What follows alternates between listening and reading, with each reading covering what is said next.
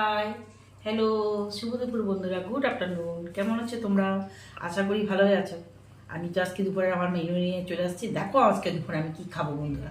আজ খুব গরম পড়েছে, তাই আমি রাত্রে বেশি করে ভাত বানিয়ে জল দিয়ে রেখেছিলাম। আজকে জল ভাত খাবো, ঠান্ডা ভাত। এই দেখো, জল ভাত নিয়ে নিয়েছি, একটা গোটা ছোট পেঁয়াজ নিয়েছি, কাঁচা লঙ্কা নিয়ে নিয়েছি, নুন নিয়ে নিয়েছি, কাঁচা তেল নিয়ে নিয়েছি, সরষের তেল, এটা দিয়ে মেখে এই বড়া করে নিয়েছি, ডালের বড়া।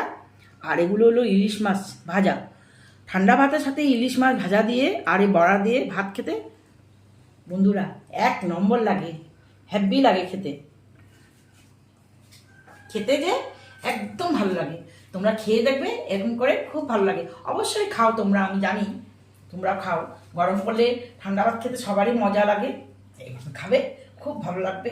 একদম পেট ঠান্ডা হয়ে যাবে, মন ঠান্ডা হয়ে যাবে, মন জুড়িয়ে যাবে, খুব ভালো লাগবে। ঠিক না? তাই না বন্ধুরা? Bye bye.